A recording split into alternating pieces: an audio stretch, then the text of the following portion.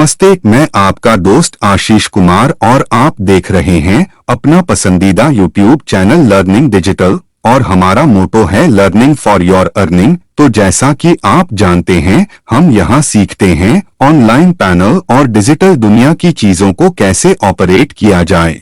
Video शुरू करने से पहले मेरा आपसे अनुरोध है कि यदि आप यहाँ नए हैं तो कृपया हमारे चैनल को सब्सक्राइब करें और बेल आइकन दबाना न भूलें। दोस्तों, आज हम सीखेंगे कि उत्तर प्रदेश में खतौनी कैसे डाउनलोड करें। गूगल ब्राउजर पर भूलेख सर्च करें और पहले लिंक पर क्लिक करें। आप इस पोर्टल पर पहुंच जाएंगे। यहां आने पर आपको इसका यूजर इंटरफेस कुछ ऐसा दिखेगा। अगर आप नीचे की तरफ जाएंगे तो आपको खतौनी अधिकार अभिलेख की नकल का ऑप्शन दिखेगा। यहां पहला कॉलम है जिस पर आपको क्लिक करना है। चलिए इस पर क्लिक करते हैं। अब जैसे ही आप इस पर क्लिक करेंगे, आपको बाईं ओर जिला, जनपद, तहसील और गांव का नाम चुनने का ऑप्शन दिखेगा। तो सबसे पहले आपको अपना जिला चुनना होगा। आप इसे यहां देख सकते हैं। मैं जो वीडियो रिकॉर्ड कर रहा हूं उसमें आप यह सब देख पाएंगे। मैं स्क्रीन स्क्रॉल कर रहा हूं। जैसे मेरा जिला सुल्तानपुर है तो हम सुल्तानपुर पर क्लिक कर रहे हैं। इसके बाद हमारी तहसील खुल रही है। यहां नेटवर्क या पोर्टल की कोई समस्या नहीं है, सब ठीक चल रहा है। हमारी तहसील बल्दीराय है, इसलिए हम बल्दीराय पर क्लिक कर रहे हैं। इसके बाद गांव का कोड आता है। दाईं ओर आपको कुछ अक्षर लेटर्स दिखेंगे जो सबसे ऊपर होंगे।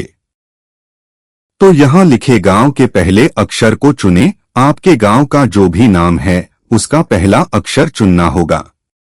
यहां हमारा पेज रिफ्रेश हो गया है, तो हम फिर से अपना जिला चुनेंगे, फिर तहसील चुनेंगे और उसके बाद गांव के नाम का पहला अक्षर चुनेंगे। और दोस्तों, एक बात का ध्यान रखें, अगर आप इस पोर्टल पर थोड़ा भी इधर उधर होते हैं तो पेज रिफ्रेश हो जाता है। जैसे अभी आप देख रहे हैं कि पेज बार बार रिफ्रेश हो रहा है। हालांकि आपको यहां कुछ काम करने होंगे, जैसे जिला चुनना, फिर तहसील चुनना और दाईं ओर जाकर अपना गांव चुनना। मैं आपको बता दूं कि जहां भी आपका इलाका है उसके हिसाब से पेज रिफ्रेश होता है। जैसे हो सकता है कि आपका घर कहीं और हो, और अगर आपका इलाका किसी दूसरे गांव में है तो आपको उस गांव का पहला अक्षर टाइप करना होगा जहां आपका इलाका है। ऐसा जरूरी नहीं है कि आप उस गांव का नाम डालें जहां आपका घर है। कई लोगों का इलाका और घर एक ही गांव में होता है, लेकिन कई लोगों के मामले में घर कहीं और होता है और इलाका कहीं और। जैसे मेरे मामले में घर एक गांव में है और इलाका दूसरे गांव में। तो यहां देखिए, बार बार उसी पेज का जिक्र हो रहा है। मैं आपको बता रहा हूं कि आपको इन बातों का ध्यान रखना है और उसके बाद आपको यहां अपने गांव के नाम का पहला अक्षर डालना है। इसे डालने के बाद जैसे ही आपके गांव का नाम सबसे पहले दिखे, आपको उस पर क्लिक करना है। अब दोस्तों, ऐसा करने के बाद आप इसे अपने सामने देख पाएंगे। तो खसरा या गाटा नंबर, अकाउंट नंबर, खाता धारक का नाम, भूमि श्रेणी या नाम ट्रांसफर की तारीख से सर्च करें।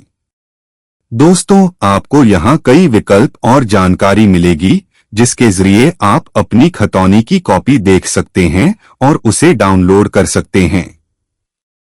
अगर आपको कोई जानकारी नहीं पता है तो आपको खोजें, सर्च विकल्प पर क्लिक करना होगा। जैसा कि आप यहां देख सकते हैं, हम यहां अपना नाम टाइप कर रहे हैं। मान लीजिए नाम राम है, तो हम यहां राम लोट टाइप कर रहे हैं। जैसा कि आप देख सकते हैं, हमने आपके सामने राम लोट लिखा है। अब हमें क्या करना है? यहां नीले रंग में खोजे लिखा है, उस पर क्लिक करना है। इसके बाद आपको कई खाते, अकाउंट्स और खाता नंबर दिखाई देंगे, जैसे 87, 100, 144, 153 वगैरह। यहाँ एक ही नाम से कई खाता नंबर दिख सकते हैं। तो मैं आपको बताना चाहूंगा कि अगर आपको पता नहीं है कि इनमें से कौन सा खाता नंबर आपकी खतौनी का है, तो इसका एक ही समाधान है कि आपको एक एक करके जांच करनी होगी। जैसे पहले आपको यहाँ पहले विकल्प पर क्लिक करना होगा, फिर आपको रेफरेंस दिखेगा, उस पर क्लिक करना होगा। इसके बाद आपके सामने कैप्चा डालने का विकल्प आएगा। आप कैप्चा डालेंगे और सबमिट करेंगे तो खतौनी आपके सामने खुल जाएगी। अगर यह आपकी खतौनी नहीं है तो आपको वापस आना होगा, फिर से नाम डालना होगा, खोजें विकल्प पर क्लिक करना होगा, फिर से कैप्चा डालना होगा। अरे माफ कीजिए, यहाँ आपको खाता चुनना होगा, उसके बाद कैप्चा डालना होगा और फिर से सबमिट करना होगा। इस तरह आपको एक एक करके तब तक जांच करनी होगी जब तक आपको अपनी खतौनी न मिल जाए। हाँ, ठीक है। हालांकि मुझे पता है कि हमारी खतौनी कौन सी है, लेकिन अगर आपको नहीं पता तो आप एक एक करके जांच कर सकते हैं। जैसे हमारी खतौनी दूसरी वाली है तो हमें दूसरे विकल्प पर क्लिक करना होगा, दूसरा कॉलम चुनना होगा और उसका विवरण एक्सट्रैक्ट देखने के लिए उस पर क्लिक करना होगा। इस तरह हमारे सामने कैप्चा खुल जाता है। तो हम यहाँ कैप्चा भरते हैं और उसके बाद आप देख पाएंगे यहाँ हमने एक्सट्रैक्ट विवरण देखा, उस पर क्लिक किया और हमें कैप्चा डालना है। चलिए यहाँ कैप्चा भरते हैं और सबमिट ऑप्शन पर क्लिक करते हैं।